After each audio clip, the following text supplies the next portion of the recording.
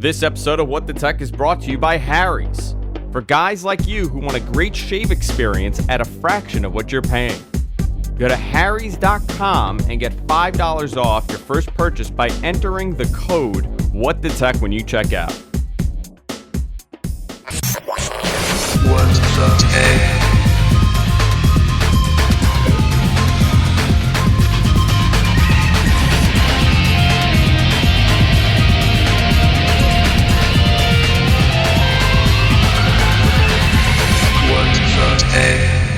Everybody, welcome to What the Tech. I'm Zarian, and this week I have a special guest. Paul Thurrott is not here. Paul is actually in New York City. Paul's car is in my driveway right now. I'm not even joking. But Paul's in Manhattan right now, and he's on vacation with his family. I saw him last night, and he took the week off. But we have a perfect substitute. Someone that works closely with Paul. Works on Thurrott.com. Works at Petrie. Brad Sams. How you doing, Brad? Hey, how's it going? Executive editor. That is correct. Of Petrie.com. It's a fancy title. It is a It's fancy title. You know what, though? You should be proud of it because for people in the tech world, in the tech journalism world, in the Microsoft world, people know you. Yeah. How do they Getting know there. you, Brad? Tell people if they don't know you, how should they know you? What should they know you from? So if you're in the Microsoft world, hopefully you've heard my name. And I guarantee that if you are in the Microsoft ecosystem, you've read something that I have scooped, if you haven't recognized my name. Anyway, so I worked at Neowin. That's where I got my start. I was over at Neowin, 8-9 years. And then I ran the site for 4 and 5 years. I was the managing editor for last 4 or 5 years. And that's where I really got my chops. I mean, starting in the world of regurgitating PR press releases all the way up to scooping things. For example, the most well-known scoop that I've gotten, I guess, recently is if you know the name Redstone, Yes. I was the one that broke that news. Yes, and that, you know what? You should be very proud of that. Yeah, so that was probably the most, I mean, there's been some other smaller ones since, but that's probably been the largest kind of thing that I've picked up lately. I actually want to talk to you about getting scoops and how it works. I'm not going to ask you your sources, and I do, but Yeah, I sure. want to talk to you about how that works out, and because surprisingly, you know, in the tech world, this is what I do. I do podcasts with Paul, and Yep. this is as far deep as I go. But I also do other podcasts. I do a pro wrestling podcast, and in that area, I get a lot of scoops, and sometimes I don't release the information that I get for a number of reasons. But I want to talk to you about that. I also have a couple of Microsoft things I want to touch on. Certainly. And we're gonna do something a little different here. We're gonna have some fun today. But before we go into the show, before we start talking about the nitty gritty, I want to talk about a sponsor, and that's Harrys.com. Guys, we've been talking about Harry's for a while. If you listen to podcasts and you're on the internet and you listen to our show, you know exactly what Harry's is. They make high-quality razors that you don't have to worry about. You know, I got a beard right now, and I don't shave every day, but I do use a Harry's razor, and I'll tell you why. For the longest time, I used these cheapo, chic, like single blade, like it's like a really thin blade razor because that's the one that I used since I was 14, and I really liked it, and I got used to it, and my skin worked with it. I can't use any of those quadruple blade, 10x blade stuff that you see in the stores because my skin just totally tears apart. I have very soft skin, Brad. So I've been using these razors for a while, and they lasted a while because I always had a beard, and I've always, just a little shape up here and there, and it works. I don't know what's happened to razors over the last 5-6 years. They've gotten worse in quality. 1 or 2 times you shave, they're done. You got to throw them out. And I'm noticing that I'm spending 3 times the amount that I normally did. Well, Harry's was generous enough to send over their package, their Truman package. And I have to tell you, I've been using, I mean, obviously I bought a couple of the cartridges, but I'm using less cartridges. The quality is phenomenal on these things. And I shave quick, boom, done, and it's done. It's finished.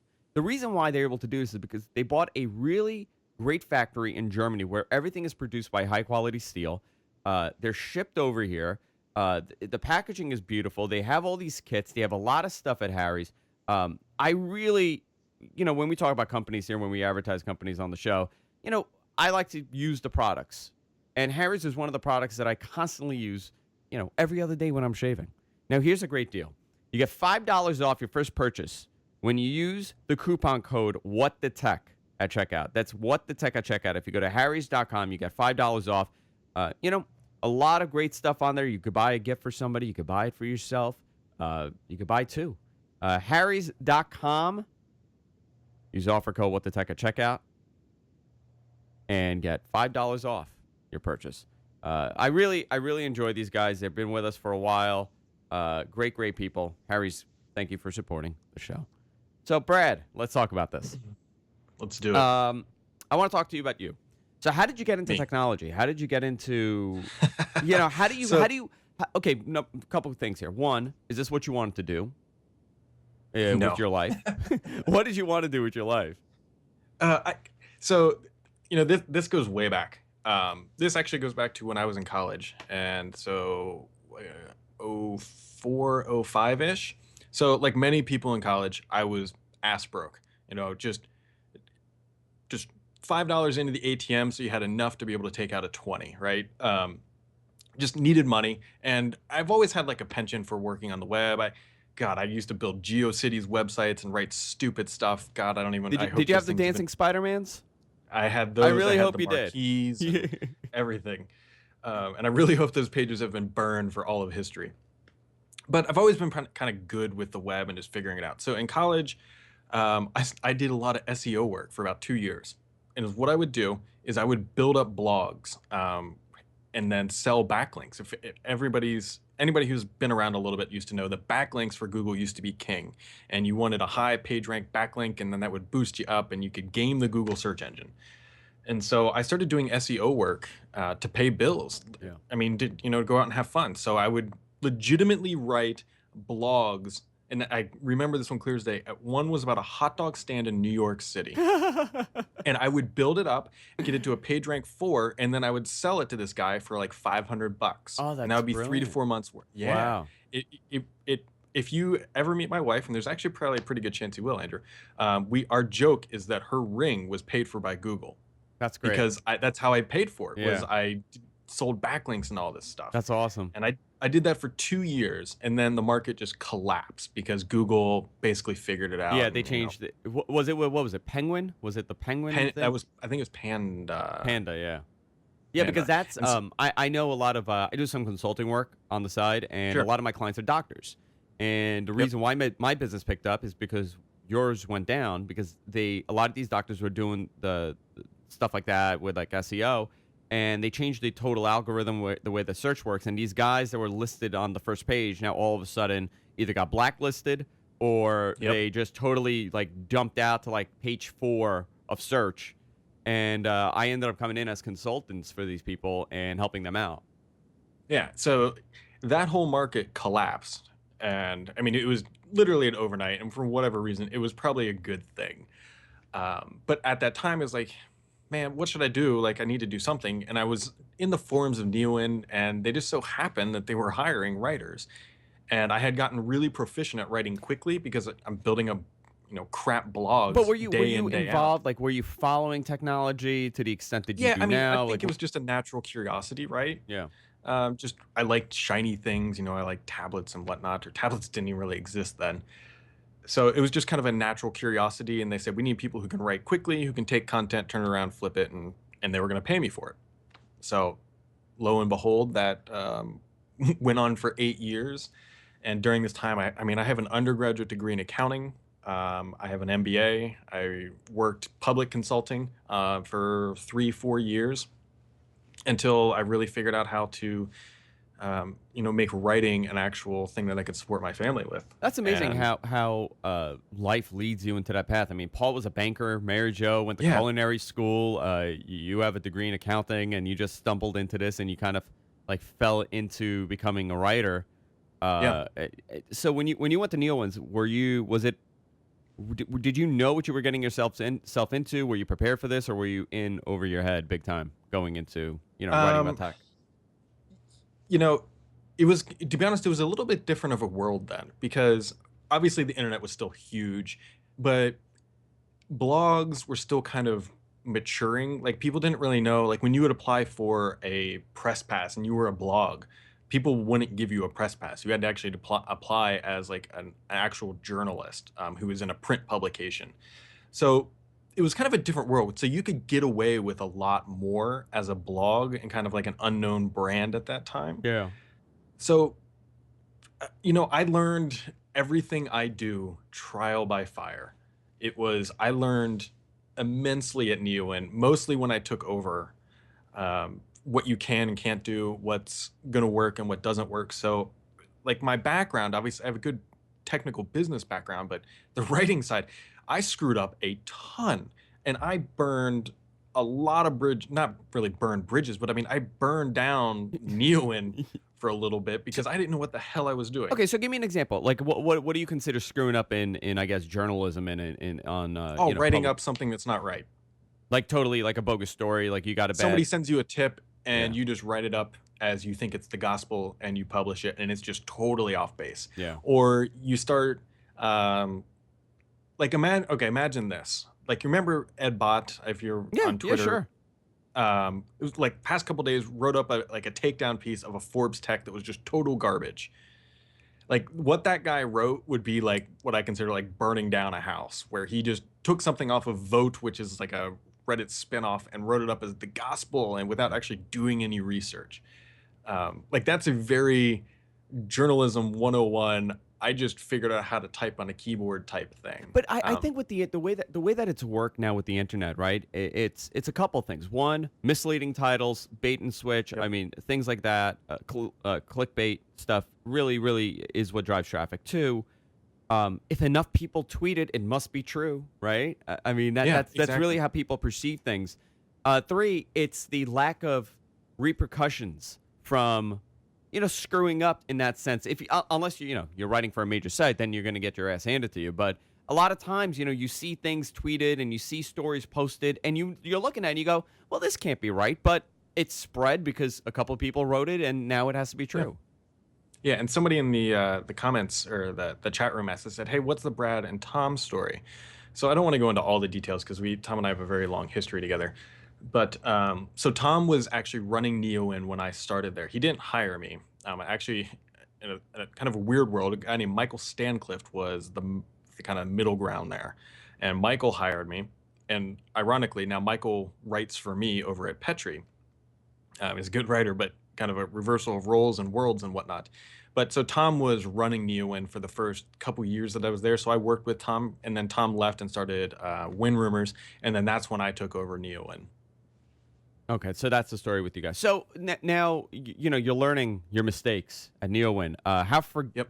How forgiving are they when something like that happens? I mean, is it like what the hell for did the you most just part, do? Or the internet has a very short-term memory. Realistically, I mean, I was looking at it more from a Colossus Group of a business sense. Like we were trying to change things and hits were dropping. And so we were trying to figure out what to do. And so I revamped how we were going to write. I revamped how we were going to publish. And then we brought on more staff and gave new people new privileges and really kind of optimized the workflow. And that's the biggest mistake I made at Neowin when I started, was trying to do too much by myself.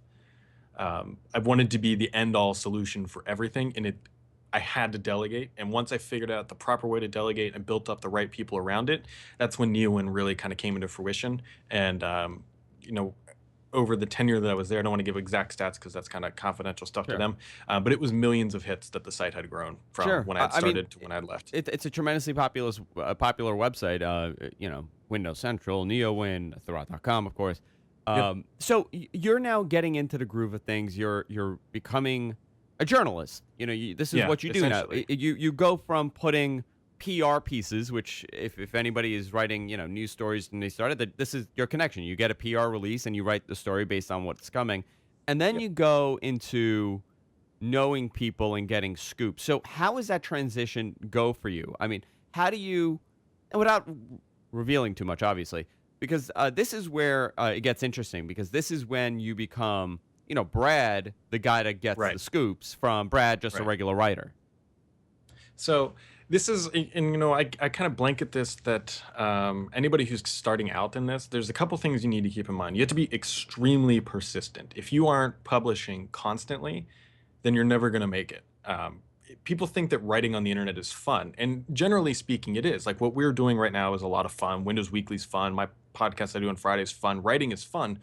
But to get to the point where writing is fun and you can do it as a career. You have to be very, very persistent, and you have to be very accurate, and you have to develop, more importantly than anything else, you have to develop a voice, which is very hard to do. Especially when you're And writing.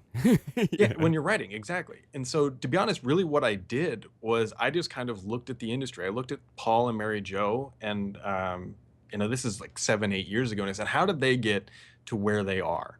What are they doing that I'm not doing? And realistically, what they're doing is they put their own spin, their own take on things. They just don't rewrite stuff. They put a hard angle on everything that they do, and that allows them to create who they are, essentially, Paul's identity. People always joke that Paul's always negative. I wouldn't really say that he's negative. I would say that he's more honest. Yeah, I mean, that's his And personality, though. I mean, last night I had dinner exactly. with him for 6 hours, and the way that we are on the air, the way that is exactly how we are in real life. This is who Paul is, and it's due to his personality. That's why people are reading it. And the people that don't like him and the people that do like him, they're reading it because it's Paul. Mary Right, Jo right. is, I mean, she's one of the greatest, Yep.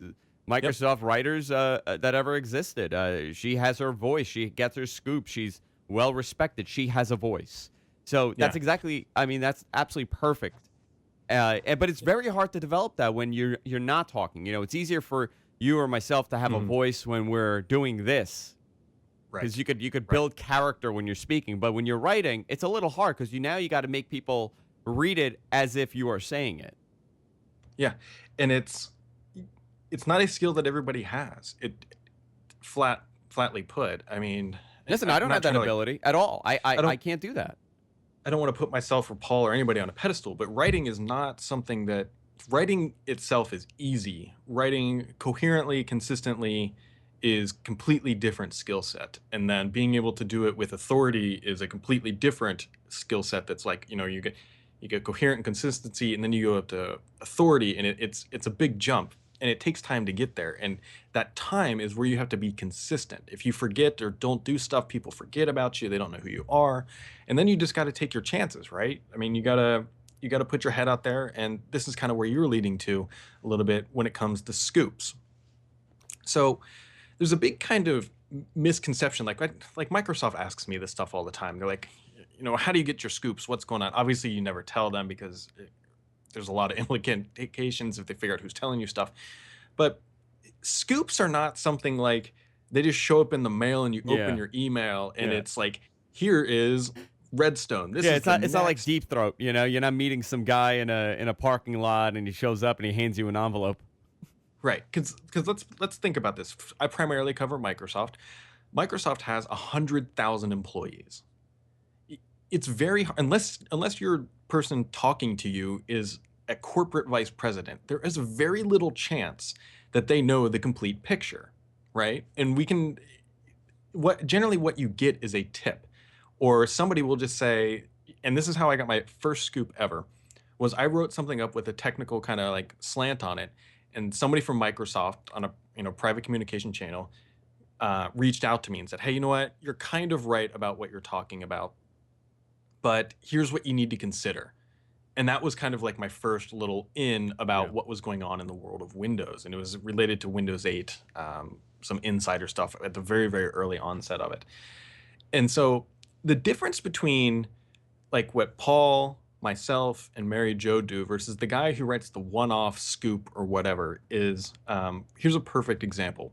So on Friday on my podcast, I said this week that the Surface and Surface Pro 4 and Surface Book updates were going to come out that are going to fix the sleep issue. Yeah. And I initially said it was going to be early in the week. I thought it was going to be Tuesday. Obviously, it came out to be Wednesday. But what's different is when I get a tip, I have enough people who now talk to me that I can go and verify across the org, is this going to happen? And so this is how you come up with these crazy rumors that come out. Like Yeah. there was an Xbox rumor phone for a while. I remember And that.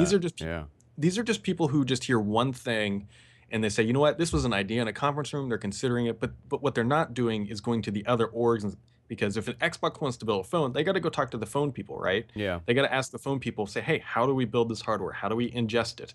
So you need to have kind of diversified people that you can talk to get a better picture. And that's only done through very consistent writing and being very persistent and reaching out to the right people. And a scoop in general is never one source. Do It you ever shouldn't be. even when you confirm it? So here's a question because I have I'm surprised I never asked Paul this because I probably know the answer to it. But do you ever sit on a story knowing it's true, but you don't release it due to possibly hurting the source? Absolutely. I'm sitting on two right now. Yeah. That So I'm waiting for enough time to pass yeah. to where I can write them. So that's the most interesting thing to me. And I, with not so much the tech stuff, I get stuff all the time. I mean that's fine, but I don't really cover technology in that sense, right? Like I don't really, Yeah. I don't really do scoops. I don't really do breaking news stuff. My angle is two guys sitting at a bar talking about tech like they would. It's a discussion Yeah. for me, and I like to. I don't. You're not gonna get breaking news from me unless Paul says something on the show, which he has many times. Oh yeah. With the wrestling stuff though, it's a very different angle for me. Yeah. But with the wrestling stuff, it's a very different type of show, very different thing. But we do get a lot of scoops. We get a lot of people from Stanford that work for the company, and we get. We know a lot of people that are wrestlers, so we get all this information constantly. Every week, we're getting something. And depending on what the story is, and depending if I could confirm it, I sit on stuff for weeks at a time. Certainly. And I kind of have to because I know if I release it, the person will be outed, and that's it for that source. Yeah. Sometimes it's so specific to the person and to the product where I have to pull back and say, okay, how do I tease this in a way, and how do I say it in a way that it's not going to come off as Andrew knows this for sure? You kind of have to finesse it. And I was talking to somebody that does he does tech coverage actually, which I don't want to name, but for like a major tech website. Certainly. And I was explaining this, and he goes, I don't understand that. Like, but if you are the source for it and you're known as a source, it's going to be huge for you. I go, yeah, but it's short term. Because then I'm burning that bridge because it was set in confidence that Andrew's not gonna leak this where my career is gonna end. Exactly. So it's a fine line that you got to play. Do you ever come close to oh man, I shouldn't have done this? Like, have there been moments that you've released some sort of scoop or some sort of information and you've had second thoughts as far as putting it out there? Yeah. So the scoops, like, they're fun. Don't get me wrong. I love them every second of them. The challenging thing with a scoop is, one, you have to make sure the person who's giving you the information are people that are well protected and distanced completely from the situation. Two, you have to make sure it's right. Because the worst thing, and right is a very funny word when it comes to scoops. Because because if you remember the Surface Mini, I had tons of stuff about this. Yeah. I have pictures of it somewhere. Yeah. And I'm probably the only person who does, and I still haven't posted the pictures. If that person ever leaves Microsoft, then maybe I will. No, I mean, but it was a real thing.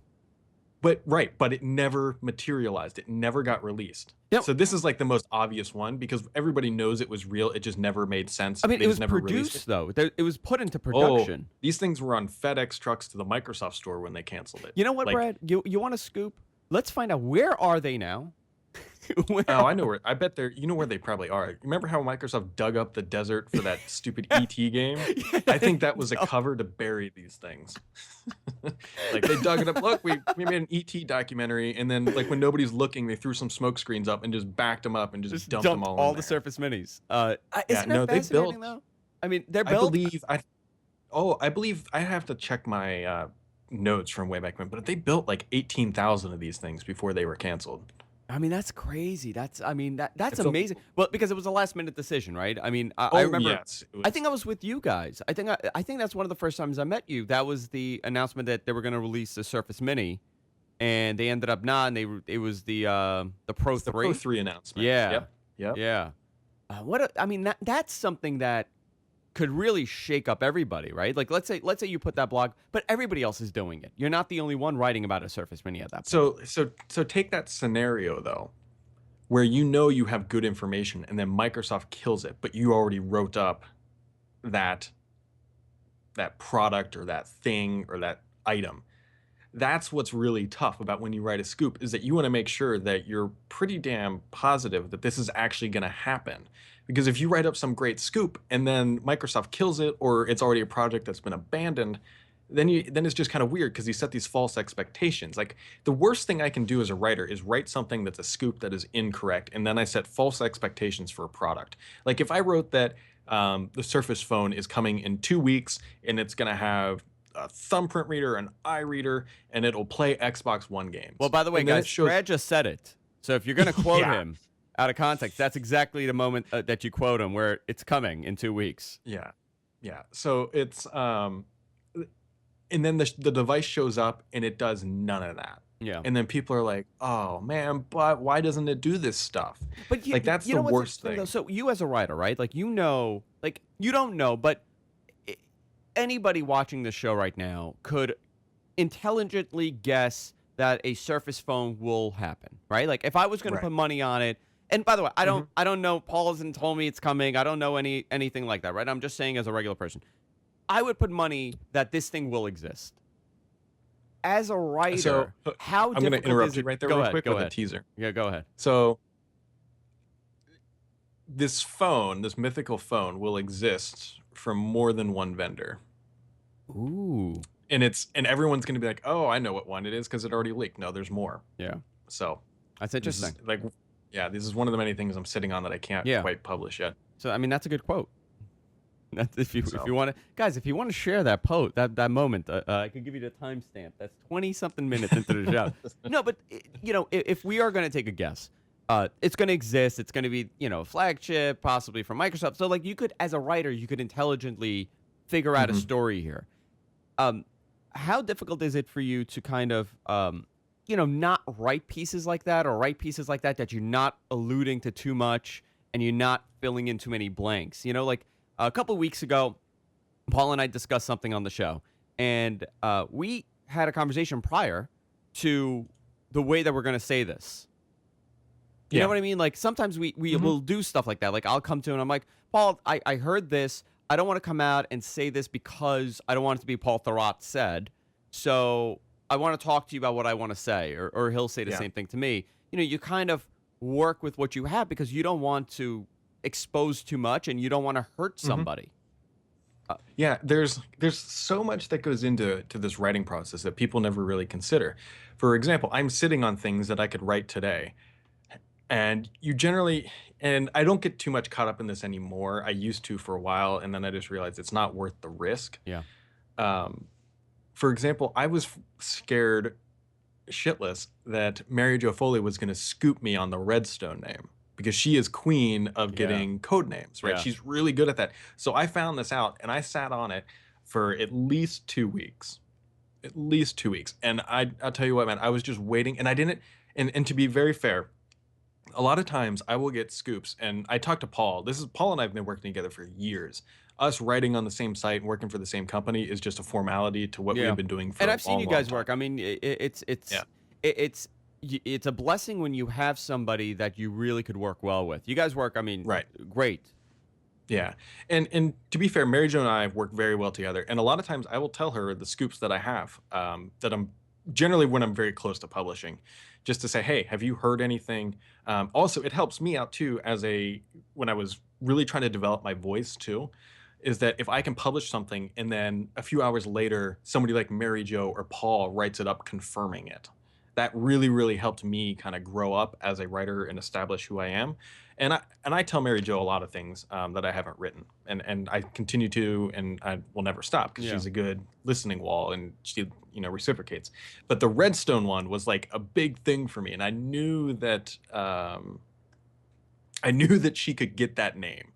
Like, some of the scoops you get, and you're like, no one else is going to figure this out Yeah. right now. But that one, because it's a public name and there's thousands upon thousands of people in Microsoft who have access to where that name is stored, I was like, oh my God, she's going to get this, but I can't do it yet. So why were you That sitting was- on it? So why did you sit on it for 2 Because weeks? so the name got created and it percolates across the organization, right? Yeah. So by waiting, it masks who had access to the data that actually leaked it per se. So Okay. like imagine there's 10 people in a room and only those 10 people know.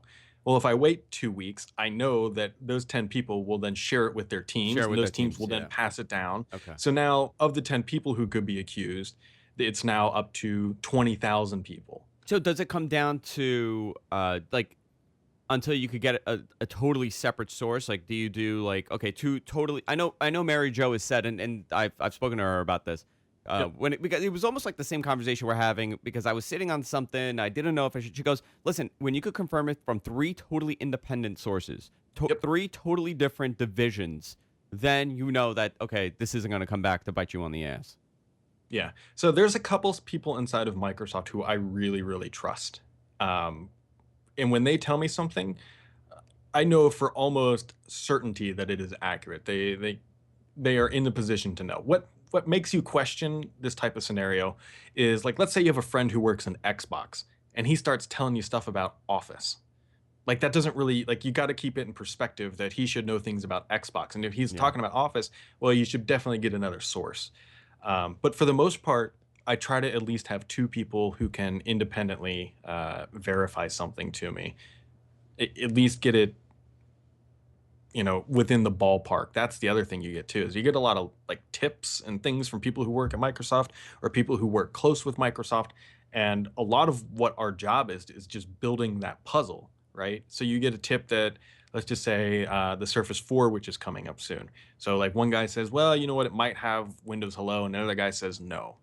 Well, then you got to try to figure out which one's true and dig through the tips that are out there to build a better understanding of what's going on. But yeah, I totally buy into the Mary Jo school of scoops that you should definitely have more than one person be able to confirm a story So now, before you. you write about Microsoft. That's Yep. what you're known for. So how does this work for you? Like I know what Paul thinks of Apple. I know what Paul thinks of Google. I know what people think he thinks. Where do you Yeah. fall as far as other companies and other software and other hardware work? Like, what's your opinion So of the iPhone? What's your opinion of Android? So I'm pretty blunt about this stuff. You buy what works for you. If somebody goes out and buys a Windows phone, I don't make money from that, right? I don't. If you buy an iPhone, I don't make money from that. If you buy an Android phone, I don't make money from that. I have my skin in this game is zero, right? So I'm a firm believer of, you need to buy what technology is going to work for you. I mean, I've got, well, my Lumia 950 is charging, but I've got the 830 right here. I've got an iPhone, well, it's charging too, right next to it. I use a Windows PC.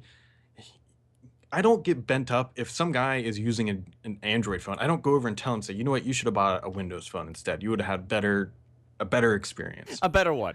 A better one. Yeah, like I don't understand why people get passionate about something that does not impact them. I mean, And it's the Paul- cult of Mac, the cult of Apple, the cult Yeah, of Windows. I think people like teams. People like to pick sides. I think that's the natural way that people are. But it seems like to me the Windows phone. By the way, my Windows phone is totally dead, and I just have to charge it now. The Windows Phone group is very passionate, and it comes to the point that they're passionate because they started to hate it, and they're passionate because they think this is the future. So within its own self, so it's really interesting whenever we talk about Windows Phone being dead, right? Like that's the buzz, that's the hot headline right now. And last week I've been using, Paul gave me his Windows. He gave me his 930 a couple weeks ago, which you were there when he gave it. And I've been using it, right on and I'm home. doing something interesting. I'm doing a test where I have not connected a SIM card to this. I'm doing it just on Wi-Fi. So Wi-Fi hotspots all around me. I within my house, obviously. And then if I go in my neighborhood, we have like the Comcast Wi-Fi, hotspot, or we have the AT&T Wi-Fi hotspot. So I just connect to those, and I'm able to go around the neighborhood without having to have a phone plan on this. So it's an experiment within an experiment of using this phone. And last week I was, I wasn't critical. I said the phone is absolutely beautiful. The hardware is great for all, whatever they make is always good. The software I absolutely love, but unfortunately it's lacking in the app department. Right. And Yeah, I and that's the story. either got you know what, Andrew, you're absolutely right. This is the problem. I love the hardware. I love the software. It works for me, but these apps are missing. This is what I use. And then I Mhm. get what apps do you need? You could do anything through a browser. What apps are you looking for? And I'm like, I don't know, maybe a non-beta of Instagram would be nice. Like it's interesting. Yeah. It's very defensive. It's almost like you insulted them. And I don't Right. understand the mentality. So as a writer, if you write a piece saying the same exact thing that I did, the App Store is lacking. It's Mhm. complicated. It's all over the place. It's not organized. It's like it's the equivalent of a Turkish bazaar. How do you what's the feedback you're going to get for that? You know, the feedback you get should not derive how you're going to write a post. Um, my job, in my opinion, is to just say what I think is the honest truth and the way things are going and what needs to be said, not what people want to be heard. So if I write that, I mean, I pretty much have written that. I mean, Windows Phone, I think, is at the bottom. I don't think it can get too much worse. They'll still sell a couple million a year across the different vendors and whatnot, but I don't think it's going to get much worse because it's pretty hard to get worse than 1%. I guess 0% is worse, but I don't think they'll get that low. Yeah. The thing with Windows Phone, and I'm pretty adamant about this, Microsoft is going to shift their strategy for this to a long-term play, and they're already doing this. They're cutting back on the number of phones they're making. They're cutting back on just about everything. They're cutting back on staff, and what they're waiting for is for when the day that Continuum is truly your PC. Yeah. So Continuum right now, in my very honest opinion, is not a reason why you buy a phone. You don't buy the 950 because you're going to use Continuum. Now, you might in 3, 4, or 5 years buy a phone to use Continuum because they'll have 5 years of building underneath it. The hardware underneath will become significantly more powerful, and you may not need a desktop for your web browsing and your email and your cat gifs and all that kind of stuff. So my opinion that Windows Phone is not, Microsoft will not kill it. They can't afford to do that. But what they're going to do is they're establishing themselves for the day that your phone is truly the only PC you carry and I mean, only it's a thing that smart, it's a exists. smart long-term goal. I mean, And that's the only thing they can do. Yeah. It's realistically the only thing they can do right now because they tried throwing money at developers to get them to build apps. It didn't work.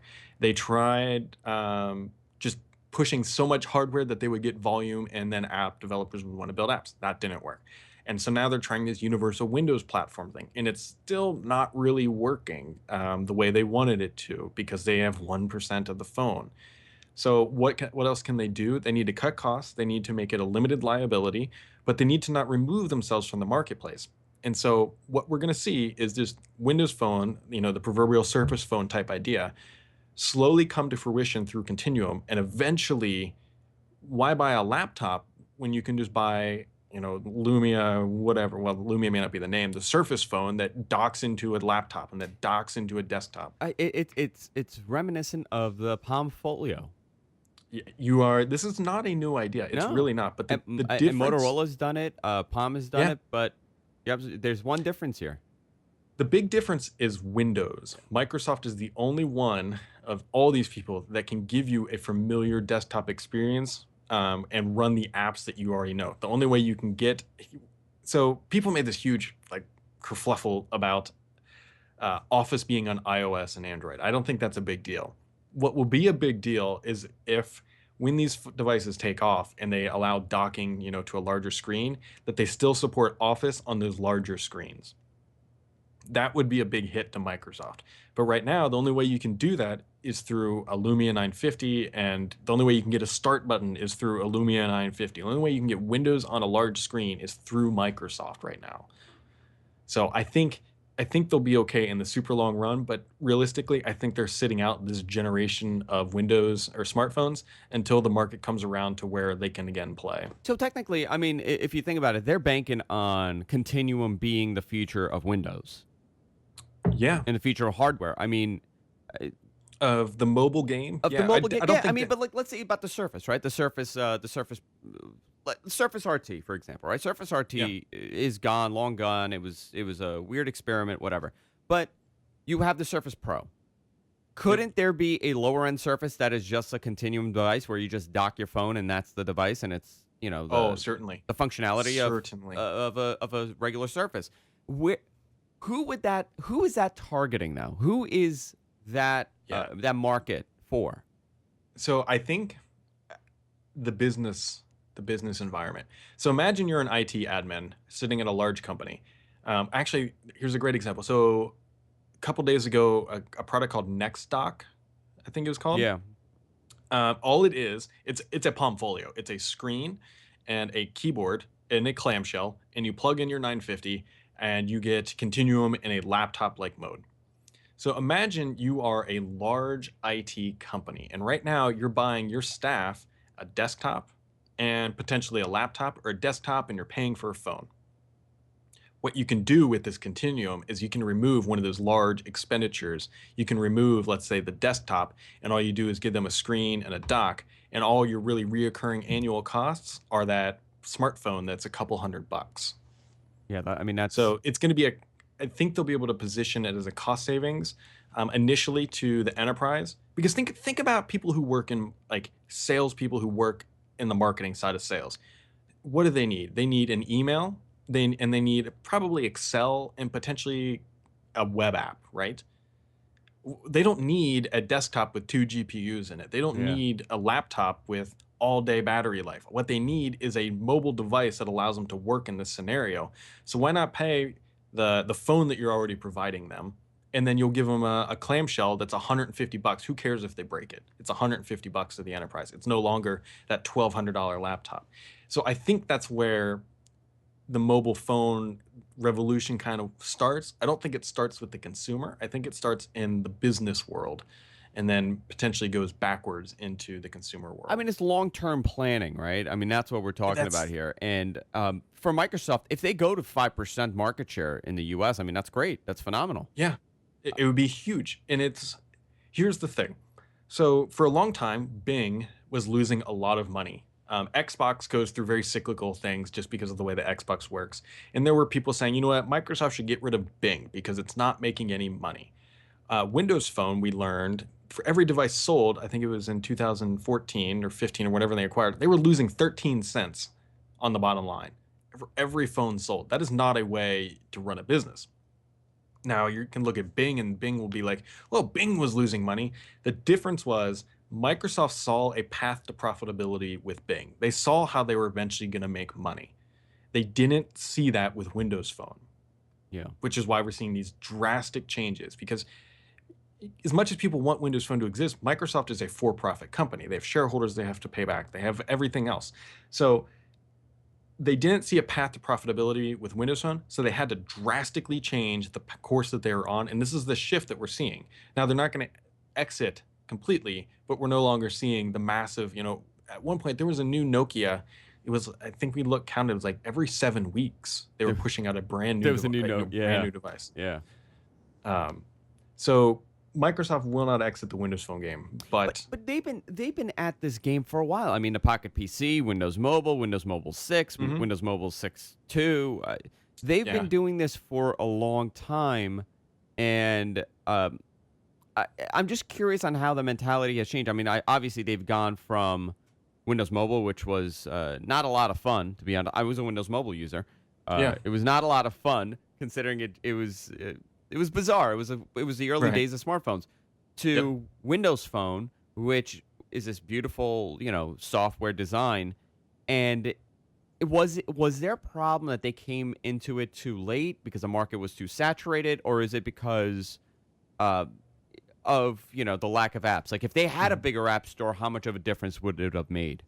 I think it would have made a big, big difference. So Microsoft has a pretty good track record of either being way too early or way too late. Like you look at the tablet PCs back with Bill Gates, they had Windows XP tablets, Yeah, the and convertibles. Yeah, they were going to be great, and they were going to be the next big thing. But the hardware wasn't quite there. They were big and they were clunky, and the battery life wasn't great. So they kind of moved away from it. And then Apple came in with the iPad. You look at the console gaming. Now this is the one kind of outlier in the company. They had, at the time when they launched, there was Nintendo, Sony, and I think Sega was still around at that time when they launched the initial Xbox, and they were late, but they were able to throw enough money behind it to solve the problem. And so them being late to a change is what happened in Windows Phone. Windows Mobile, the original one, it was fine, to be honest, for what it was, because the market didn't really demand that a smartphone be truly smart. It was almost like a dumb phone on steroids today that did a few extra things. But then the iPhone came and they all wrote it off. Everybody wrote it off and said, no, that won't Yeah. work. But it really did work. And then Microsoft was extremely slow at recovering from that. But they were first to smartphones, or one of the first, and they couldn't change quickly enough to capitalize on the change in movements. And then they did change to Windows Phone 7. And Windows Phone 7, I think, did okay, but then they burned it to the ground when they launched Windows Phone 8 because things weren't compatible from Windows Phone 7 to Windows Phone 8. And so it's kind of the same way from Windows Phone 8 to 10. It's not so much of a burning of the bridge, but like the apps don't go natively over to Windows 10. Yeah. So It's a very I think interesting. this is It's a very interesting position that they're in right now with Oh, certainly. with what they're doing and how they're doing. I think the Continuum stuff will be tremendous for them. It's just a matter of, once again, I mean, you have these devices. The Windows Phone store, App Store's not that great, and the Windows App Store is not that great right now. No, it's really not. So It's I honestly think that for Windows, it doesn't matter, right? Like, Windows is going to be Windows. They're going to sell Windows. Windows is always going to be there. It's not going away.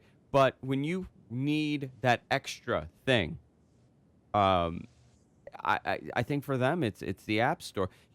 For all the great that Apple does with their App Store, with iOS, their App Yeah. Store on the Mac is not that good. no, it's really not. And I mean, I'm looking at it right now. We were talking about this. I'm in their App Store right now. It is, again, it's a weird store where all these like unknown apps, like Hatoful Boyfriend. Okay, that's the app, like the recommended app. It's two pigeons, and it's like a weird game where you're a bird.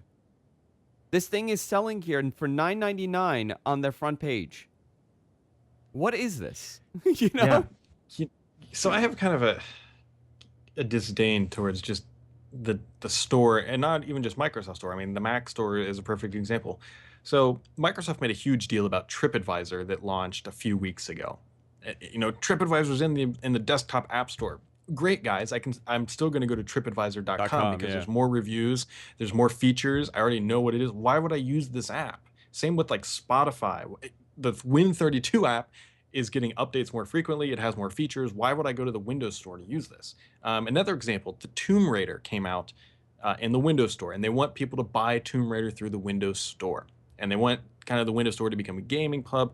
Well, here's a fun fact for you. The Windows Store does not support SLI or Crossfire on a gaming rig. Oh my god. So, like, what are you doing? You can't turn off VSync. You also can't get the FPS counter. So why would I buy Tomb Raider through the Windows Store? There's no benefit of it versus going through Steam, or just it doesn't make sense. So, and this isn't just knocking Microsoft. This is the exact same scenario on the Mac App Store. The reason why it works, I think, on a phone, and I'll be curious if you agree with this, it's because the phone is limited in functionality to your finger, and it's a little bit harder to move around. So having a curated place to get everything makes it a simple process. But on the PC, it's more complex just by the very nature of what it is. Yeah, I 100% agree with you. I also think it's conditioning, right? On the phone, we are conditioned that's a good to point. download the app. Like, let's say Yelp, for example. Mhm. I could go to Yelp.com on my phone, and I will probably get a way better experience than the app. Yeah. It'll be more detailed. But I don't do that. It's going to probably, it takes you 2 seconds to, I could talk to OK Google and put in, which that it just launched as I said that. But we're conditioned to go to the App Store, find the app in the App Store, download the app, wait till it installs, and then go and use it. Log in and then use it.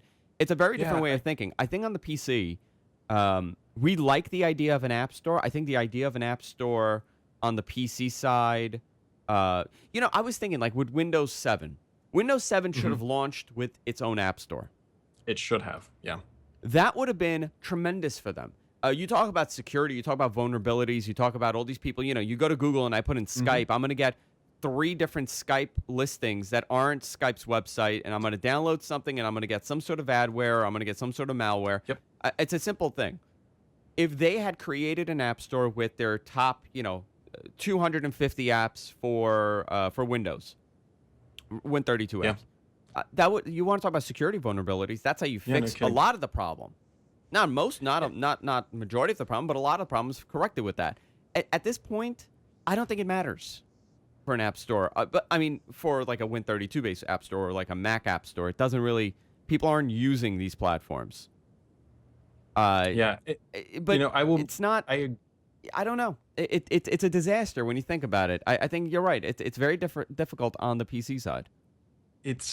I completely agree with the App Store is a better and safer place to get applications. I buy that argument and I think it's a great idea.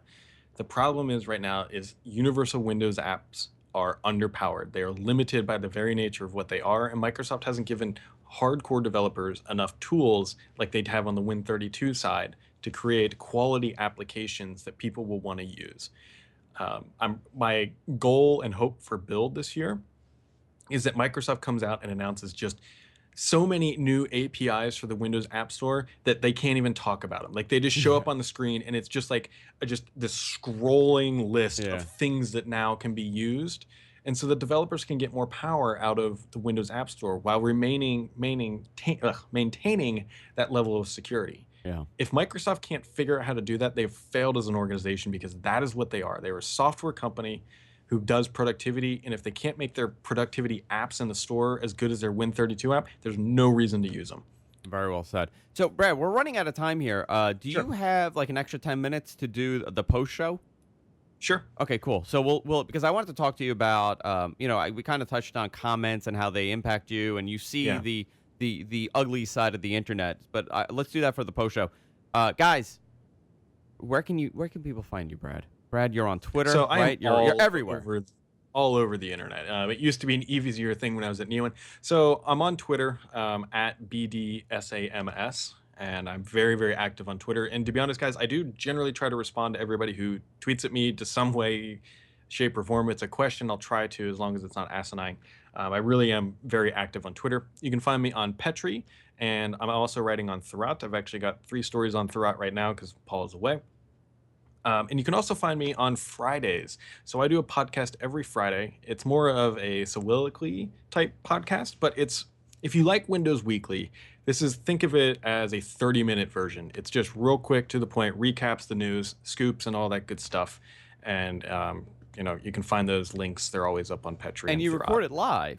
You do it live. I do. Yeah. Which is really cool. You see the interaction. You could talk. You could interact with Brad. You could watch it. It's on YouTube, so it's easy to find. And then you post it everywhere. You're on iTunes. You're everywhere. Yep. RSS feeds. It's on SoundCloud. SoundCloud / The Sam's Report is the easiest place to find the audio. And same URL for YouTube. And he did have a different name prior to this for the podcast. Yeah. It used to be called the Redmond Report. Yeah. Until a large stack of papers showed up at our office, and we didn't feel like fighting it. Yeah. Realistically, we probably could have kept the name, but it was one of those things that you look at the dollars spent to protect that brand, which, to be honest, wasn't very strong. It was just still early on. It just wasn't worth it. It's not like we had the redmondreport.com, and that's where millions of hits were going every single day. It's not. Sometimes it's not worth fighting. It really wasn't. We changed the name, the RSS feed, everything stayed the same, and we actually had more hits the following couple weeks than we did prior. So Excellent. Go figure. That's excellent. Brad, thanks a lot, man, for coming on. We should definitely do this again. We should do it with Paul next time too.